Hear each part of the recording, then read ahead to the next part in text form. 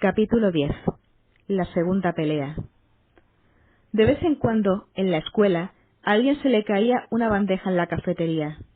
En ese momento, los gritos, los insultos y la escandalera general de los estudiantes llovían sobre el desafortunado y torpe individuo. Esa era la multitud más ruidosa que Peter Parker había oído hasta entonces, pero no era nada comparada con lo que experimentaba en ese momento. La arena del estadio emitía sonido de un lado al otro, un sonido incesante que se realimentaba a sí mismo y crecía y crecía. A Peter le pareció que acabarían sangrándole los oídos. El sitio era enorme y estaba repleto de la mayor cantidad de borrachos que había visto juntos. Y todos querían lo mismo, ver cómo golpeaban a alguien. El tío Ben veía de vez en cuando los combates de wrestling por televisión. Era una de las pocas cosas que hacía sabiendo que enfadaba a tía May. De hecho, puede que ese fuera uno de los motivos por los que lo hacía. Para tener algo de control y demostrarle que era el hombre de la casa. Condenación. A veces, Peter se unía a él y hacía subir el volumen de los chasqueos de tía May. Pero ver el espectáculo por televisión, cómodamente sentado en el sofá de casa, no le había preparado en absoluto para la realidad de estar allí. Peter se encontraba en una fila con otros luchadores aficionados, la mayoría de ellos vestidos con disfraces realmente chillones. La fila conducía a una rubia de aspecto aburrido, demasiado maquillada y con una permanente barata, que tomaba nota del nombre y otros datos importantes, como quién era el pariente más próximo, pensó Peter agorero. El pasillo en el que se hallaba se encontraba junto a la arena. Estaba atestado de gente y olía a moho. Una tubería que había en lo alto goteaba continuamente sobre un cubo que necesitaba ser vaciado cuanto antes. Peter oyó otro rugido entre la multitud. Retrocedió un paso y miró por una puerta abierta que daba a la arena. Al luchador, que en ese momento se encontraba en el ring, se le conocía como Sierra para Huesos McGraw. Peter no le había visto nunca en acción por la tele, lo cual no dejaba de ser bueno, porque de haberlo visto, nunca había reunido el ánimo suficiente para estar allí. McGraw medía al menos 2 metros y pesaba 150 kilos de puro músculo. Tenía un enorme pecho que le relucía por el sudor, el pelo negro, largo y revuelto, y una barba oscura. En su mirada brillaba tal locura que Peter no podía dejar de preguntarse si, hace mucho tiempo, no debían haberle pegado un tiro que acabase con su sufrimiento. En ese momento, McGraw estaba muy ocupado barriendo a un contrincante que se hacía llamar Jack Batallador Murdoch. Tenía el pelo rojo y una buena musculatura, e iba vestido con un disfraz amarillo y rojo oscuro. Si ese luchador había estado alguna vez en su mejor momento, hacía mucho de eso, y McGraw estaba dando buena cuenta de él. Lo arrojó contra la lona y hundió en su pecho un abrumador codazo volante con tanta fuerza que Peter creyó sentirlo desde donde se hallaba. «Por ese pasillo y suba por la rampa», le dijo la mujer al hombre que iba delante de Peter, un tipo alto y esbelto vestido de Robin Hood, «y quítate el gorro». El hombre se quitó a regañadientes el gorro y la miró con desagrado. Como consecuencia, ella se rió de él con desprecio. «Vale, vale, bonitos leotardos, chico duro», le dijo. «El siguiente». Peter se apartó de la puerta y se volvió para mirarla. Ella le observó de arriba a abajo. «No tenemos campeonato de peso pluma, pescadito», dijo ella cortante. «El siguiente». Peter vio que los $3,000 se evaporaban ante sus ojos y repuso rápidamente. «No, no, ya lo sé». Ella no le miró para comprobar si estaba loco, sino cómo estaba de loco. «Vale», dijo despacio. «Debes saber que la Liga de Wrestling de Nueva York no se responsabiliza de cualquier lesión que puedas», volvió a mirarlo antes de continuar, «y que seguramente recibirás por participar en este combate, que pesas menos de 60 kilos y que has decidido participar en el combate por tu propia voluntad». «Sí», replicó. La mujer lanzó un suspiro como si se despidiera de un condenado a muerte. «Baja por el pasillo y sube por la rampa. Que Dios te acompañe». Un hombre, vestido de seda, esperaba turno detrás de Peter. La rubia miró al cielo antes de hablar. «Te toca, princesa». Tía May entró en la salita atraída por los gritos de la multitud que salían del televisor y encontró a Ben sentado frente a la pantalla. Cuando se dio cuenta de que estaba viendo el wrestling, lanzó un leve gemido. No le había oído volver a casa. —¿Qué tal te ha ido la charla con Peter? Él soltó un gruñido. —Parece que no muy bien —repuso ella poniéndose delante del televisor—. ¿Quieres que hablemos de ello? No, quiero ver a sus gigantes moverse a golpes. —¿Por qué? —preguntó ella por milésima vez en lo que llevaban de matrimonio. —Desahoga mi frustración. Échate a un lado, May, por favor. Ella se apartó soltando un sonoro chasqueo, pero un momento después se desplazó delicadamente hasta el sofá y se sentó a su lado. Ben la miró como si acabara de llegar de Marte. —¿Qué crees que estás haciendo? Si tú le sacas partido de ese modo, yo también. No eres la única persona frustrada en esta casa. Ben gimió en voz baja. Cogió el mando a distancia y subió el volumen con la esperanza de que el ruido obligara a May a marcharse. Pero ella se limitó a quedarse sentada, mirando y negando lentamente con la cabeza para manifestar su incredulidad ante la idea de que alguien, y mucho menos ella, pudiera ver voluntariamente aquello. —¿Quién es esa persona? —dijo May un momento después. Ben lanzó un suspiro. Sabía que su mujer tardaría en irse, pero no quería recurrir a hacer zapping para presionarla y que se fuera. —Es Sierra Parahuesos McGraw. —Oh, me pregunto si lo bautizaron con ese nombre. —No, May. Cuando nació se llamaba Sierra Parahuesos Liebowitz, pero quiso evitar cualquier tipo de antisemitismo. —Vaya —dijo ella arrugando la nariz—, parece que alguien está irritado. Sierra Parahuesos McGraw, probablemente nacido Liebowitz, estaba despachando a un pobre individuo de desgraciado aspecto que iba vestido de payaso. Sierra Parahuesos lo lanzó contra las cuerdas y le hizo rebotar hasta el centro del ring. El golpe de gracia consistió en levantar el cuerpo del payaso y arrojarlo contra las gradas. La multitud enloqueció de entusiasmo cuando McGraw rugió de rabia. —¡Qué ser más brutal! —dijo May. —Está todo ensayado, May. Es como una obra de teatro. Es todo un truco. Era evidente que entre el público allí congregado había alguien de acuerdo con Ben, porque un aficionado situado a pocas filas del cuadrilátero se puso a gritar: —¡Sierra Parahuesos! ¡Eres un farsante! ¡Apestas! Mientras seguía gritando eso una y otra vez, la cámara lo enfocó y la pantalla de televisión se llenó con su rostro desdeñoso. El desdén de su expresión desapareció de golpe para ser sustituido por un pánico que ni Laurence Olivier, en su mejor momento, había conseguido simular. La cámara de televisión se desplazó y enfocó al enfurecido Sierra Parahuesos, que se inclinaba hacia el aficionado. La gente, los entrenadores, el árbitro y un tío con auriculares intentaban sujetarlo, pero él se los sacudía de encima como si no existieran. La cámara siguió enfocándolo mientras cogía al alborotador, que intentaba darse a la fuga. Sierra Parahuesos lo agitó de un lado a otro, le sonrió a la cara con clara falta de compasión y le golpeó una sola vez.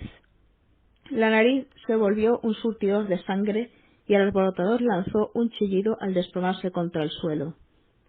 A continuación, Sierra Parahuesos cogió la silla plegable del alborotador, la agitó sobre la cabeza como si fuera un trofeo y gritó: —¡Así que un farsante! Dio media vuelta y se dirigió hacia el ring. Se paró un momento al ver que el payaso se arrastraba intentando huir, y antes de subir al cuadrilátero, destrozó la silla plegable contra la cabeza del payaso. Tía May se volvió lentamente y clavó la mirada en el enmudecido Ben. Ese hombre, opinó ella, sí que está irritado de verdad.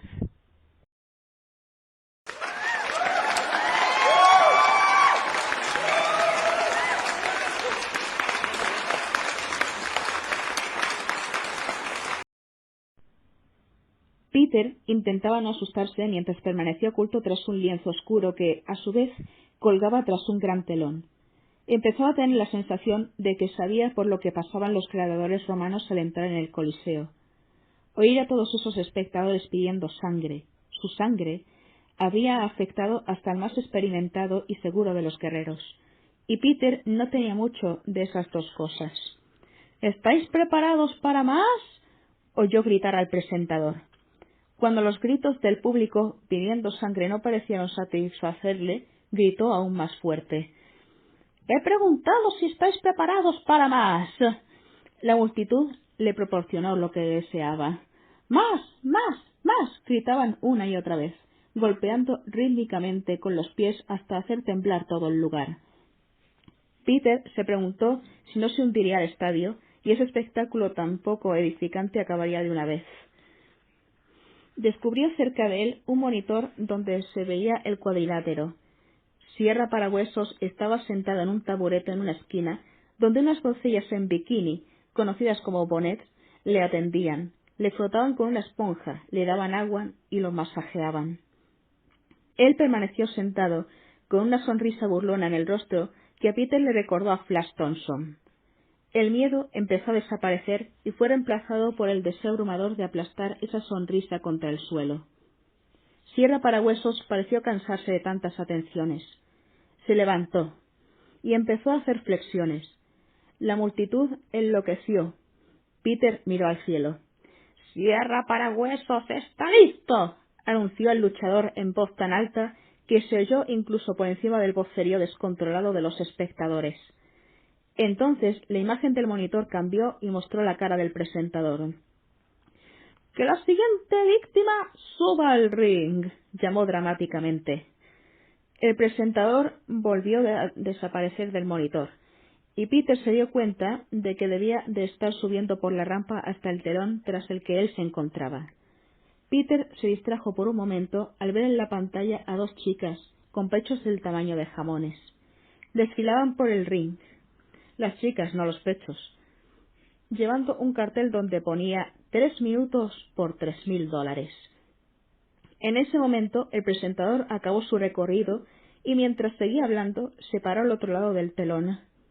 «Si aguanta 3 minutos en la jaula con Sierra Parahuesos McGraw, el que recibirá la cantidad de $3,000 será...»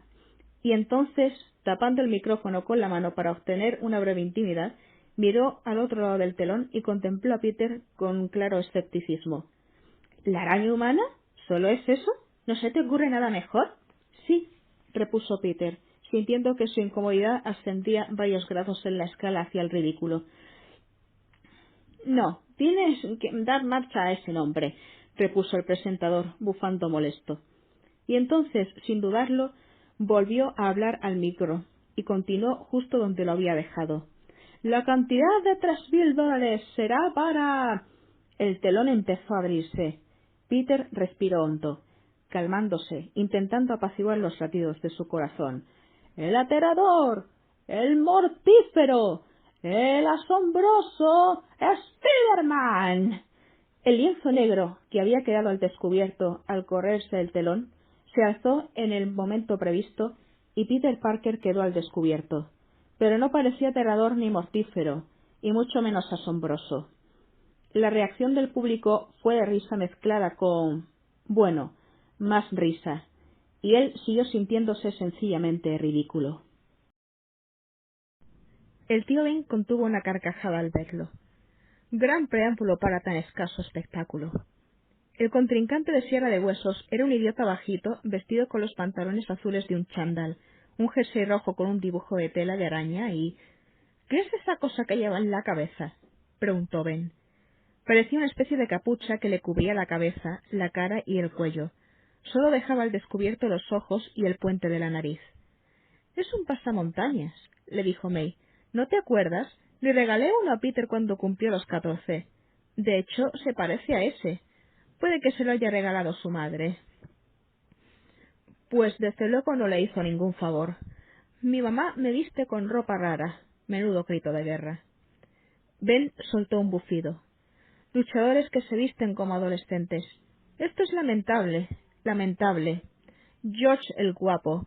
Ese sí que es un luchador que sabe vestirse». Tía May miró a su marido alzando una ceja. «Empiezas a preocuparme, Ben, de verdad». Mientras tanto, el aspirante a la recompensa no parecía muy complacido con su presentación. «Es la araña humana», dijo. «Sube de una vez, capullo», dijo el presentador, sin darse cuenta de que el micrófono seguía conectado. La figura enmascarada caminó despacio hacia el ring, mirando a izquierda y derecha y claramente abrumado por lo que veía. Las Bonetes le esperaban en la rampa con una manada de lobas hambrientas. Se metieron con él de forma implacable, fingiendo que le palparan los músculos y bostezando al mismo tiempo. Se burlaron de él y lo insultaron, animando al público a unirse a ellas. El público lo hizo encantado. En ese momento se llevaban en la camilla al payaso y el micrófono de la cámara recogió lo que decía. «No siento las piernas, no siento las piernas». «Oh, Ben, basta ya, apaga eso, es grotesco», dijo May. Lo sé, pero... Maldición. Ben negó con la cabeza. «No puedo dejar de sentir pena por ese pobre muchacho. Me gustaría que sucediera un milagro». «¿Cuál? ¿Que recupere el sentido común, dé media vuelta y salga corriendo?» Yo no contaría con ello. Mientras tanto, el nuevo contrincante estaba ya en el cuadrilátero con McGraw y miraba desconcertado a su alrededor ante los gritos de la multitud. «¡Jaula! ¡Jaula! ¡Jaula!», gritaban todos. Resultaba evidente que no sabía lo que iba a pasar, y Ben se compadeció aún más de él. De pronto, en lo alto apareció una estructura plana de barrotes metálicos. El retador retrocedió sorprendido cuando la jaula cayó a su alrededor y golpeó el acolchado suelo del ring con un sonido apagado. «¡Que los guardianes cierren las puertas de la jaula!», se oyó que decía la voz del presentador, y los mozos se apresuraron a rodear las esquinas de la jaula con enormes cadenas de metal, encerrando así a los combatientes en el interior. El nuevo contrincante tiraba de los barrotes. Sierra Parahuesos, parado en el centro del ring, llamó su atención. «¡Oye, fichajo!», bramó, y la multitud rugió aprobadora. «¡No vas a ir a ninguna parte! Te tengo durante 3 minutos. 3 minutos jugando con Sierra Parahuesos». Ben miró la pantalla del televisor. «Le han entregado su cabeza en bandeja de plata», dijo, dándose cuenta de lo inevitable. «Es horrible». «Horrible», repuso Tiamé. «Incluso suicida. No puedo dejar de preguntarme en qué clase de hogar habrá crecido ese pobre chico para acabar metiéndose en una situación donde lo más probable es que lo maten. Ese disfraz, ese gesto demencial. Te lo digo yo, Ben. Todo eso es una llamada de socorro». «¡Socorro!», murmuró Peter bajo el pasamontañas, mientras apretaba la espalda contra los barrotes. «¿Qué estoy haciendo aquí?». Sierra Parahuesos no perdió el tiempo. Quizá le gustaba dar al público lo que le pedía, o quizá tenía una cita y quería acabar cuanto antes. Fuera cual fuera el motivo, fue a por Peter con fuerza y rapidez. Peter saltó hacia arriba y Sierra Parahuesos se dio de bruces contra la jaula tan fuerte que le chirriaron los dientes. Estaba tan seguro de que Peter no podía apartarse que había embestido con toda su energía. Por tanto, había chocado con tanta fuerza contra las paredes de la jaula que había acabado rebotando y cayendo al suelo. La visión le daba vueltas y tuvo que esperar para despejarse un poco. Mientras, miraba estúpidamente a los barrotes de un modo ligeramente acusador. Entonces miró a Peter, que se agarraba a lo alto de la jaula y le saludaba con la mano. «¿Qué crees que estás haciendo?», preguntó Sierra Parahuesos, tambaleándose para ponerse en pie. «Mantenerme lejos de ti durante 3 minutos», replicó Peter, sonando más alegre de lo que en realidad se sentía. Sierra Parahuesos saltó hacia él lanzando un rugido de indignación. Los músculos de sus piernas eran lo bastante fuertes como para alcanzarlo, pero el ágil adolescente ya había saltado fuera de su camino, dando una voltereta hacia el otro lado de la jaula. Se agarró un momento allí y se dejó caer al suelo. Y entonces oyó algo que le dejó completamente sorprendido. «¡Bien! ¡Así se hace, Spiderman!». Era el alborotador al que Sierra Parahuesos había partido la cara. Volvía a estar en su asiento, con la cara cubierta de sangre seca, y le lanzaba gritos de ánimo mientras bombeaba en el aire.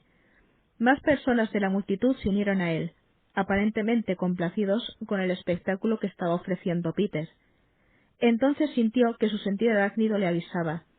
Llevaba avisándole desde que puso el pie en el ring, desde que bajaron la jaula. Había tenido demasiadas distracciones para saber a dónde mirar primero, pero en ese momento empezaba a darse cuenta de lo que era importante y se dio cuenta no sólo de que debía derrotar a Sierra Parahuesos y ganar el dinero, sino de que también era importante hacerlo de un modo que entretuviera a la multitud. Si pensaba seguir en la lucha con cierta regularidad, Para poder ganar un dinero que convirtiera en calderilla los $3,000 de ese día, tenía que darles lo que le pedían. Lo mismo que les daba Sierra Parahuesos. Un espectáculo. Su sentido arácnido le había avisado de que Sierra Parahuesos volvía por él, y Peter saltó sin esfuerzo entre sus brazos estirados. Su contrincante parecía moverse a cámara lenta para él, pero esta vez no se conformó con apartarse del camino del luchador y se colocó sobre la cabeza de Sierra Parahuesos, haciendo el pino con una sola mano. Peter, bajo el pasamontañas, sonreía cada vez más y estaba cada vez más confiado. «Tu traje no está mal», le dijo a su contrincante como si charlaran en la lavandería delante del secador. «¿De qué está hecho? ¿Es una malla? Yo he usado licra en el mío y me pica un montón». Pero Peter presumía demasiado, y demasiado pronto. Sierra Parahuesos le cogió una de sus estiradas piernas con un movimiento rápido y preciso. «¡Ya te tengo, insecto!», gritó mientras hacía describir a Peter un arco que lo lanzó contra un lateral de la jaula. «¡Oh, sí!», gimió Peter en voz baja. La reacción del público fue confusa. Algunos aplaudieron la violencia, pero otros querían que se levantara. Era evidente que ese advenedizo, con su deslumbrante estilo gimnástico, les gustaba. Sierra Parahuesos lo arrastró, apartándolo de la pared de la jaula, y lo soltó contra el suelo. «Verás, el término técnico es arácnido», dijo Peter, aturdido e intentando recuperarse. Si los estudiantes de la clase de Peter no habían parecido muy interesados en la nomenclatura de las arañas, Sierra Parahuesos parecía estar lo menos aún. Se lanzó contra Peter, cuyo sentido arácnido aulló ante el inminente peligro. La intensidad del aviso le despejó y le permitió alzar los ojos a tiempo de ver el codo volador de Sierra Parahuesos saltando hacia él. Un segundo más y ese codo se hundiría en el pecho de Peter, seguramente rompiéndole varias costillas. Por suerte, Peter no necesitaba un segundo entero. Levantó los pies y cogió a Sierra Parahuesos por el pecho justo a tiempo para usar contra él su propia fuerza y velocidad. En el momento preciso, Peter estiró las piernas como una pitón al atacar a su presa y envió a Sierra Parahuesos contra la jaula, haciéndole chocar con fuerza contra los barrotes de hierro. La jaula tembló ante el impacto y Sierra Parahuesos se desplomó inconsciente contra la lona. Peter no podía creérselo, ni tampoco la multitud. Por un largo instante lo único que se oyó fue un silencio de muerte. Y entonces la multitud, como si tuviera una única garganta, estalló en alegres aclamaciones. «¡Spider-Man! ¡Spider-Man! ¡Spider-Man!». Peter se puso en pie de un salto, dándose cuenta de que apenas se sentía cansado. Abrió los brazos y bebió de la adulación del público. «¡Ah, el mundo del espectáculo!», dijo. «¿Spider-Man?», dijo la tía May asombrada, incapaz de creer lo que acababa de ver en la pantalla del televisor. «¿Spider-Man? Parece que puede hacer lo mismo que una araña», dijo tío Ben, apagando la tele con el manto a distancia. «Menuda tontería. Te lo digo yo, Ben. Si yo fuera la madre de ese chico, me iba a oír. Cualquiera lo bastante listo como para inventar esos trucos debería dedicarse a cosas más creativas que esa brutalidad». Ben buscó las llaves y se dirigió a la puerta.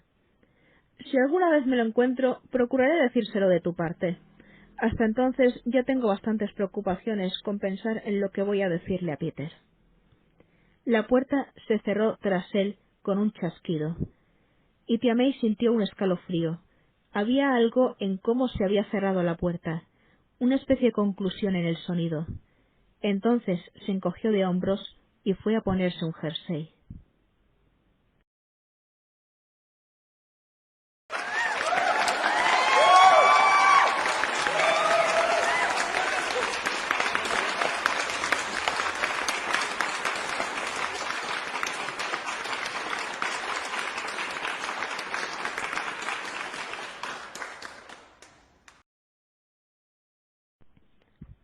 Peter, todavía con el disfraz puesto, pero con el pasamontañas en la mano, miró el billete de $100 que le entregaba el promotor.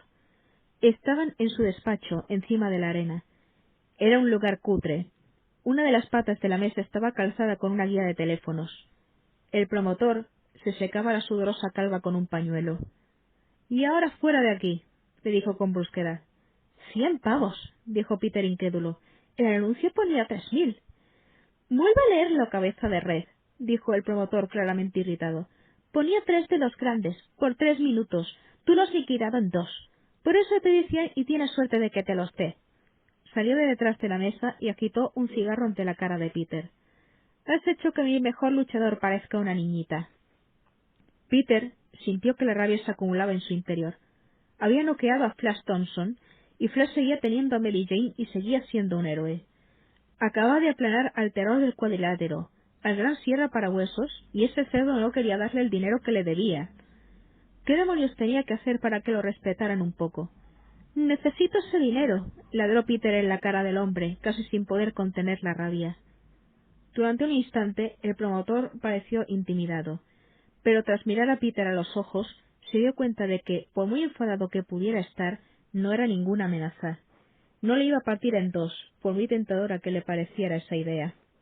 —Me he perdido la parte donde se supone que ese es mi problema —repuso con frialdad. Peter casi temblaba de furia.